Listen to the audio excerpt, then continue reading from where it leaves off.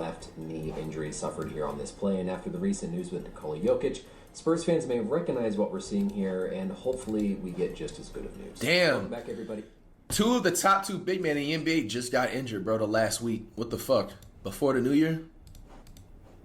I'm Dr. Brian Suter, and the goal of this channel is to teach more about the medical side of the sports. All right, let's check on Wemby, man. Injury just like this the other day with Nikola Jokic, and I was correct in being optimistic about that injury. So let's take a look at this one, compare and contrast.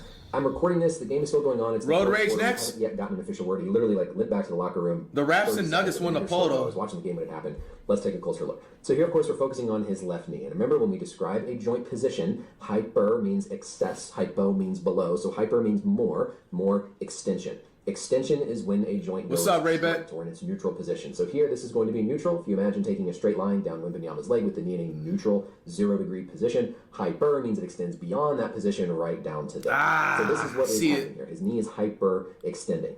If we describe the hyperextension, you can look at the degrees of hyperextension. I'm going to be honest here, compared to Jokic, this is not optimistic. It does look like there is a more significant amount of hyperextension in the knee compared to what we saw with Nikola. Basically, the foot is more forward in this direction. The other thing that we want to look at is how much the knee goes inwards or outwards. I'll be honest, we don't have a good view. They have not shown a replay straight on or from behind, so we can see the amount of varus or valgus, meaning inwards or outwards to the side.